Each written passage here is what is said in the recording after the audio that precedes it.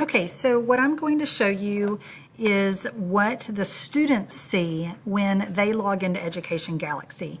And this will help you to see what you would like to maybe assign to your students, or maybe you have a lesson that you just got through teaching in class and want them to have extra practice. I was going to show you where you can send them to get onto that. So if you haven't logged into Education Galaxy, your login is your email and your password is teacher. So once you get logged in, this is the first screen that you will see. If you want to see what the students see, you will come right here to Student Center and click View as Student. Here you want to choose what grade level that you're working with. So I'm going to go ahead and choose 5th grade. And this screen pops up, and this is where the students will choose whether they're going to work through Education Galaxy or Liftoff. Liftoff is what we have been using in Acceleration. So if you're doing whole class work, Education Galaxy may be the choice that you want to make. Once they click on Education Galaxy, this is the screen that they see. They see the same screen with Liftoff. Right here under My Diagnostics, if you're wanting to assign the pretest will test them over their skills and then give them a prescribed plan for the specific skills that they need help on. You can choose between science, reading, and math.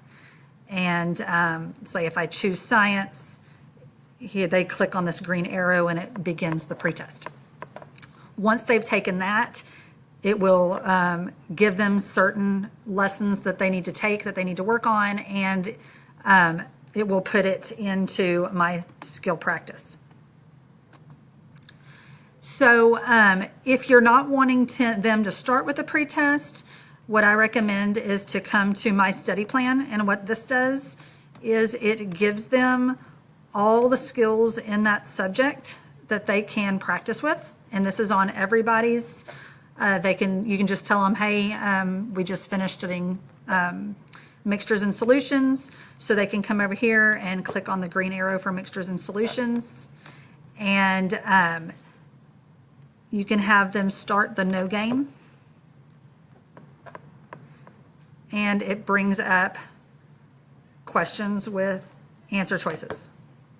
So they can read through the problem and pick their answer. So if, let's say, I'm just going to pick anything.